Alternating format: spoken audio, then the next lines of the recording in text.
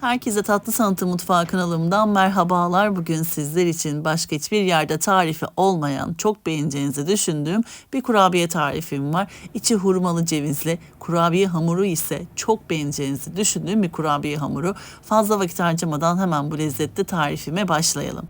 Öncelikle kurabiyemizin hamurunu yapmaya başlıyoruz. 4 yemek kaşığı sütümüzü uygun bir kabımızın içerisine dökelim. 1 adet yumurtanın sarısını ekleyelim. Akını üzeri için ayrı bir kapta ayıralım. 4 yemek kaşığı toz şeker ekliyorum. Dilerseniz pudra şekeri de ekleyebilirsiniz. 1 paket toz vanilya ekliyorum. 1 paket toz vanilya 5 gramdır. Bir çırpıcısıyla şöyle bir karıştırıyorum. 170 gram tereyağımı ekliyorum. Tereyağı yerine dilerseniz margarin de kullanabilirsiniz. Sağlık ve lezzet açısından tereyağıyla yapmanızı tavsiye ederim. 3 su bardağı un ekliyorum. Kullanmış olduğum su bardağı ölçüm 200 mililitredir. Unumuzu her zaman kontrollü bir şekilde ekleyelim. Orta sertlikte yumuşak bir kurabiye hamuru olacak. Buna özen gösterelim. Bazen yumurtanın büyüklüğü, küçüklüğü veya unun markası değişkenlik gösterebiliyor. Kontrollü eklemekte fayda var. Ben sizlere yakından kurabiye hamurunun kıvamı nasıl olacak şimdi göstereceğim. Ona göre belirleyebilirsiniz. Her aşamasını olabildiğince sizlerle paylaşıyorum ki malzemeleriniz hem israf olmasın hem de güzel bir sonucu sizler de elde edin diye. Kıvamı bu şekilde yumuşacık bir kurabiye hamuru oldu. Şimdi hemen iç harcı için hurmalarımı robottan geçiriyorum. Hurmalarımızı hafif robottan geçirdikten sonra yarım çay bardağı su ekliyorum. 1 çay kaşığı toz tarçın ekliyorum. 1,5 su bardağı çekilmiş ceviz ekliyorum. Öncesinde ben çekilmiş cevizlerimi hazırlamıştım. Başka bir tarif için elimde olduğu için çekilmiş ceviz ekledim. Sizler normal haliyle cevizi iri haliyle atıp robottan çekebilirsiniz hepsini birlikte. Şimdi tekrardan robottan çekiyorum. Bütün malzemeler iç içe geçsin, bir kıvam alsın.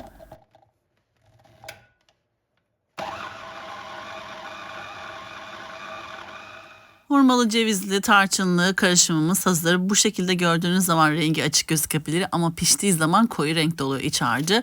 O yüzden robotun içinde gördüğünüz renk sizi yanıltmasın açıkçası. Gayet güzel bir iç harcı, lezzetli bir iç harcı elde ediyoruz.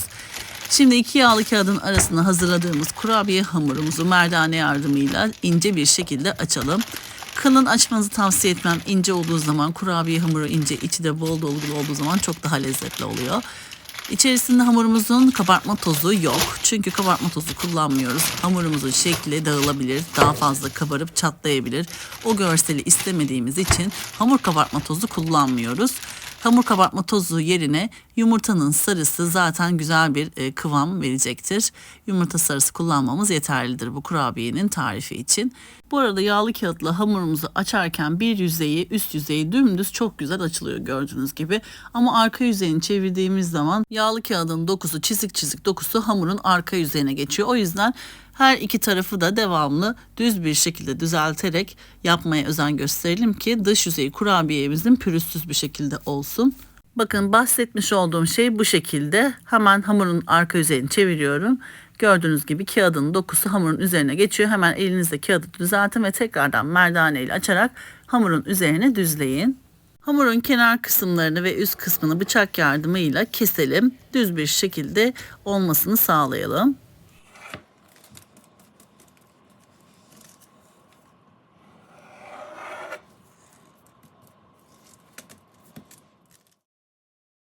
Kurabiye hamurumuzun üzerine hurmalı cevizli iç harcımızdan kaşık yardımıyla yerleştirelim.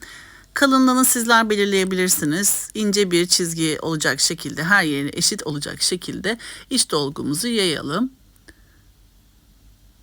Ben rulo şeklinde kurabiyeme şekil verdim. Dilerseniz katlayarak dikdörtgen şeklinde yaparsanız hurmalı iç harcını genişçe yayarak hazırlayabilirsiniz. Benim gibi rulo şeklinde yapmak istiyorsanız şöyle parmak uçlarınızla her yerini eşitleyerek düzeltebilirsiniz. İç dolgumuzu yerleştirdikten sonra içe doğru katlayarak rulo şeklini verelim ve bıçak yardımıyla uç kısmından keselim.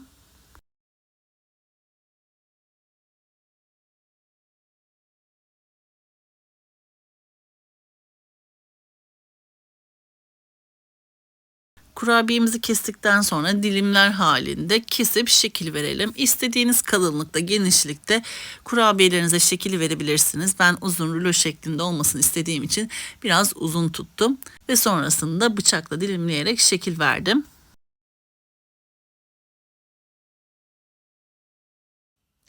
Hamurum bitene kadar bu işlemi yapıyorum.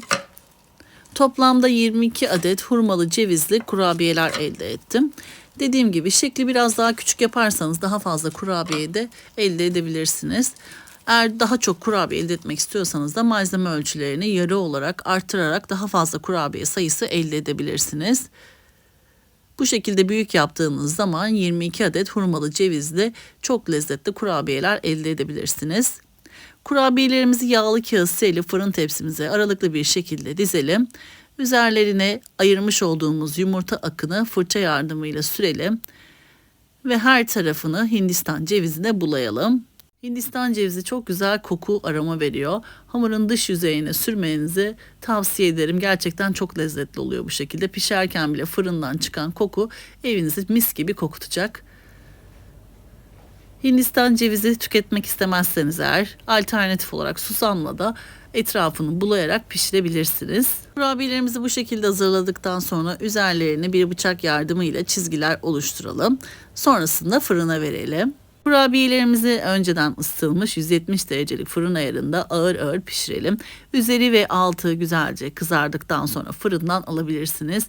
Ben fırınımda yaklaşık 20 dakika kadar tuttum. 20 dakikanın sonrasında kurabiyelerim pişti. Kontrollü pişirmekte fayda var. Bu arada kurabiyeleriniz piştikten sonra da saklama kaplarına koyup derin dondurucuda uzun süre muhafaza edebilirsiniz. Tüketmek istediğiniz zaman derin dondurucudan çıkarıp oda sıcaklığına geldikten sonra tüketebilirsiniz.